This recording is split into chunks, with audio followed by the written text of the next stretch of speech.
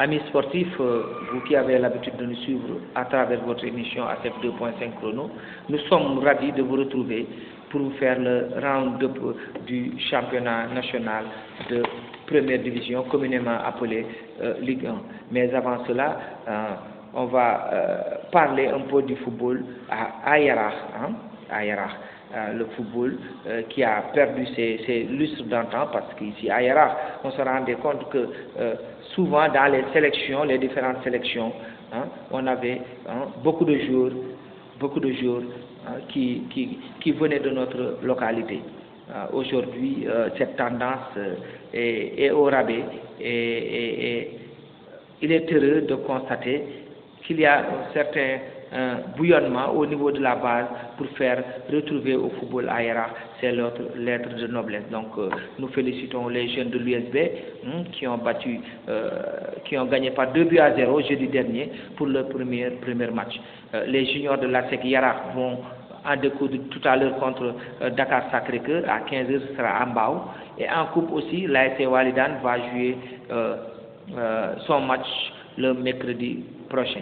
Donc il est heureux de constater ce bouillonnement encore une fois, mais aussi de lancer un appel aux autorités, aux sociétés qui nous entourent, et toute la population pour qu'ils viennent donner un coup de main au football ici à Yara, afin de lui faire retrouver ses lettres de noblesse. Pour ce qui concerne la Ligue de football professionnel du Sénégal, qui a bouclé sa phase aller, le week-end dernier, c'est le week-end du 12-13.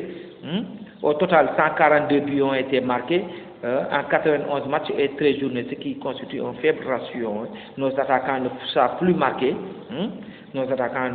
marquer. Et souvent, donc, ce sont les défenses qui prennent le pas sur ces attaquants-là.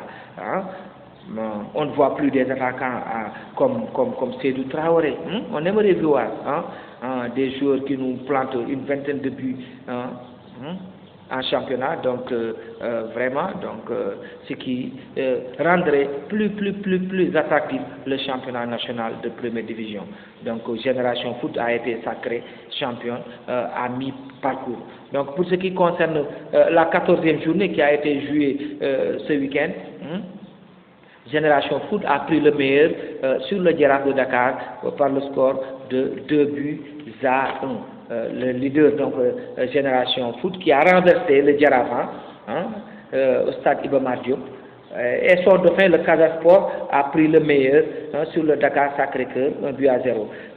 Guédiawaye Football Club 3e et Pikine 4e joueront mercredi 22 au stade Amadou Barry, pour ce qui viendra d'appeler le derby de la banlieue. Donc un match à suivre.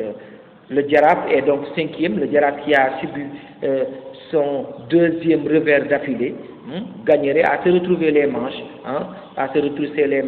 s'il veut accrocher un nouveau titre de champion du Sénégal. La Ligue de Saint-Louis, 6e, qui s'est payé les plumes des Pélicans de Mbour.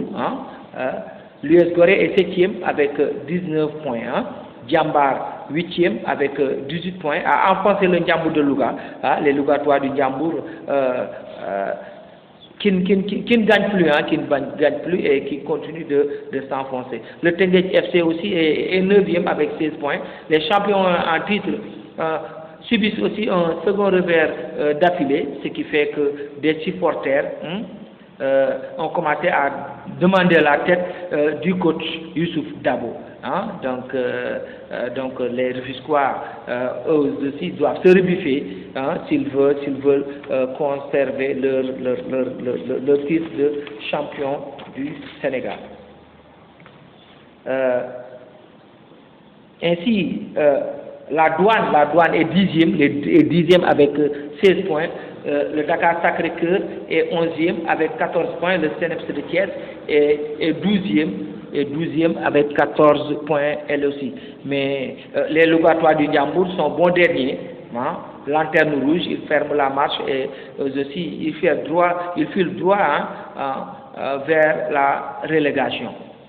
Il est à noter aussi que les Lions du Sénégal vont reprendre service pour ce qui concerne des barrages allés de la Coupe du Monde Qatar 2022.